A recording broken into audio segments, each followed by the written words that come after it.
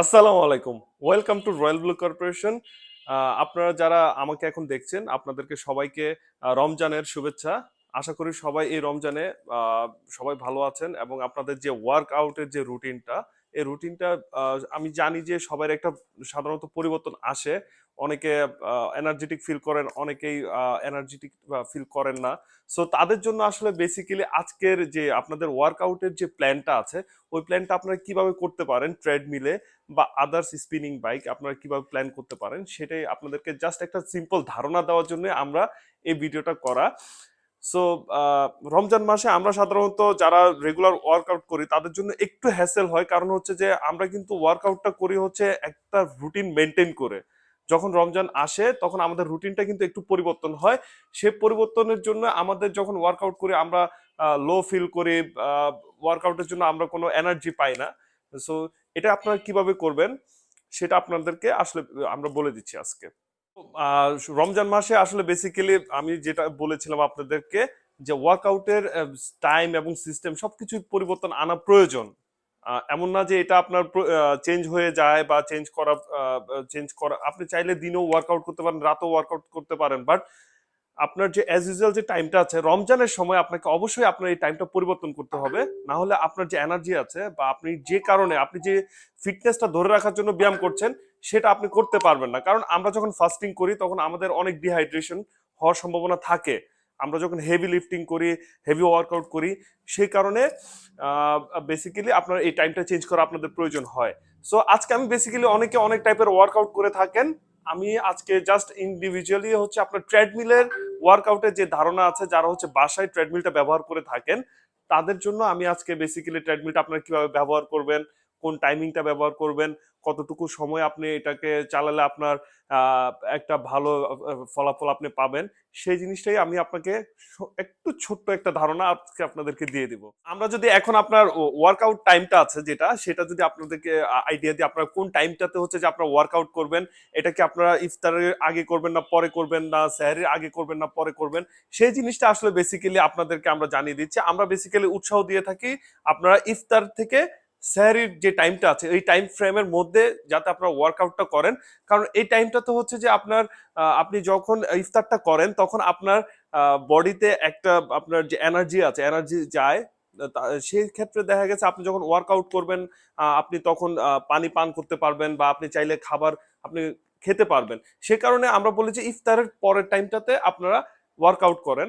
কিন্তু আপনারা যদি কেউ যদি ইফতারের আগ টাইমটাতে ওয়ার্কআউট করে স্বাচ্ছন্দ্য ফিল করেন, আপনারা চাইলে ইফতার আগেও ওয়ার্কআউট করতে পারবেন, বাট এটা তীব্র হওয়া যাবে না, এটাকে আপনার হালকা ওয়ার্কআউট যেটাকে বলে, দেখা গেছে হালকা জগিং, হালকা ওয়াকিং, এই টাইপের আপনাকে ওয়ার্কআউটটা বেসিক্যালি ইফতার আগে করতে হবে। আর ইফতারের পরে আপনি চাইলে একটা হেভি ওয়ার্কআউট আপনি করতে পারবেন, তাও কখন ইফতার করার সাথে সাথে না, ইফতার করার ঠিক 1 থেকে 1.5 ঘন্টা আমরা একটা টাইম হচ্ছে রেস্ট নিব, তারপর হচ্ছে যে আমরা ওয়ার্কআউটটা করব। আমরা হচ্ছে রমজানে ট্রেডমিলের ব্যবহার বিধি বা হচ্ছে টাইমিং।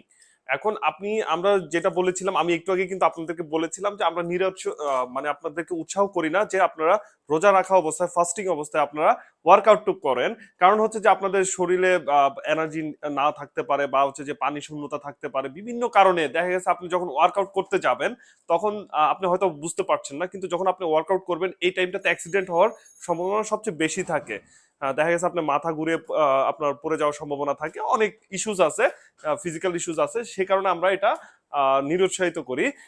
এখন আমি আপনাকে বলে দিই যে টাইমিংটা আপনারা কি টাইম ফ্রেমে আপনারা কতটুকু স্পিডে কতটুকু আপনার ইনক্লাইনেশন থেকে শুরু করে আপনার টাইমিংটা কিভাবে কিভাবে আপনারা সেট করতে পারেন সেটা আপনাদেরকে একটা ছোট্ট ধারণা আপনাদেরকে দিয়ে দিই।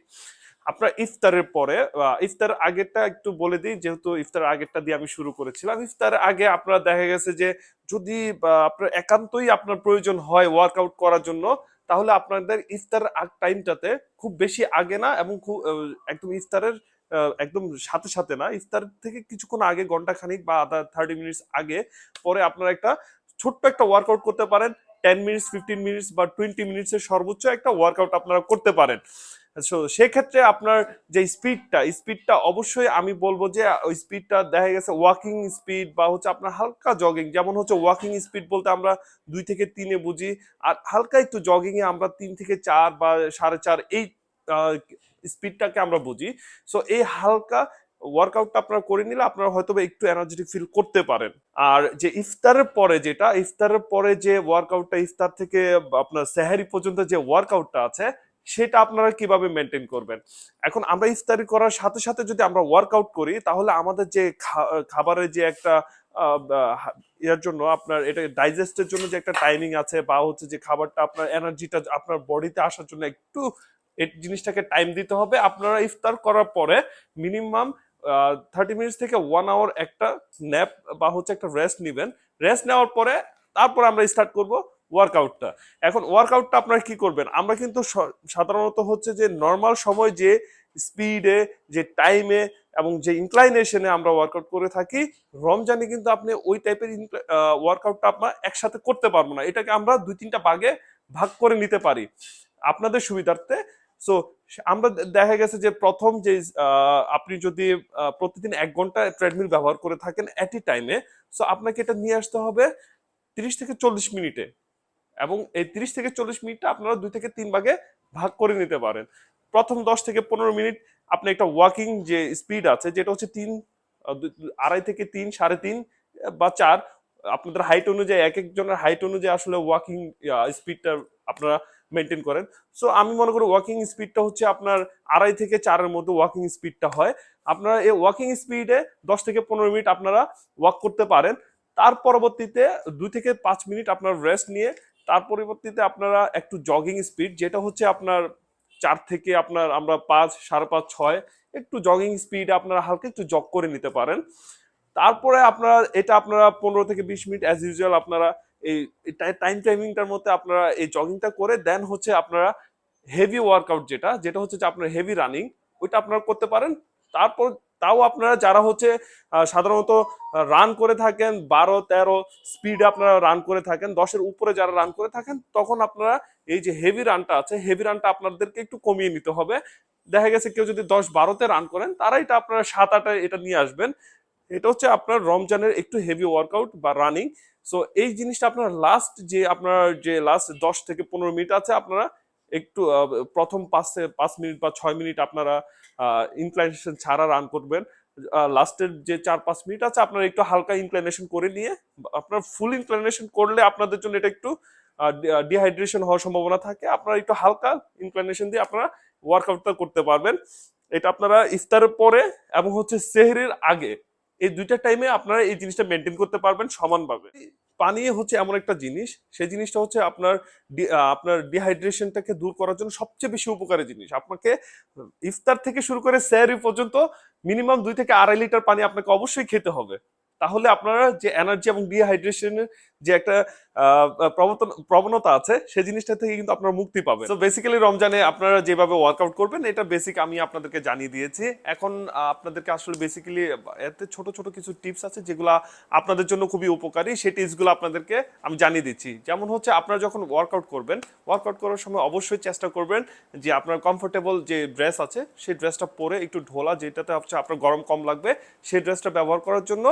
আর দ্বিতীয়ত হচ্ছে আপনার অবশ্যই যে ট্রেডমিলগুলোতে যে ইমার্জেন্সি কি থাকে, ইমার্জেন্সি কিগুলো কিন্তু অবশ্যই কাপড়ের সাথে আপনি ব্যবহার করবেন, যাতে হচ্ছে আপনি যদি কোনো অ্যাক্সিডেন্ট হয়, অ্যাক্সিডেন্ট থেকে আপনার দেখা গেছে অ্যাক্সিডেন্টটাকে আপনি অ্যাভয়েড করার জন্য এই জিনিসটা আপনার হেল্প করবে। এই ইমার্জেন্সি কিটা কিন্তু আপনি আপনার বডিতে অলওয়েজ লাগিয়ে রাখবেন এই ক্ষেত্রে রমজানের সময়, যাতে হচ্ছে আপনার কোনো অনাকাঙ্ক্ষিত দুর্ঘটনা থেকে আপনাকে বাঁচিয়ে রাখবে, যাতে আপনার কোনো অনাকাঙ্ক্ষিত দুর্ঘটনা না হয়। আর দ্বিতীয়ত হচ্ছে আপনার যদি আপনার মনে হয় যে আপনি ওয়ার্কআউট করার পর আপনি লো ফিল করতেছেন, মাথা ঘোরাচ্ছে বা আপনি এনার্জি পাচ্ছেন না, অবশ্যই আপনি ওয়ার্কআউট বন্ধ করে দিয়ে আপনি অবশ্যই রেস্টে যাবেন। আমরা জোর করে কোনো কিছু করব না, কোনো ওয়ার্কআউট জোর করে কিছু করব না আমরা। সো এতটুকুই আজকের জন্য। আমরা পরবর্তীতে আরো অনেক টিপস বা অনেক ইনফরমেশন নিয়ে আপনাদের সামনে আসবো। ধন্যবাদ। আসসালামু আলাইকুম।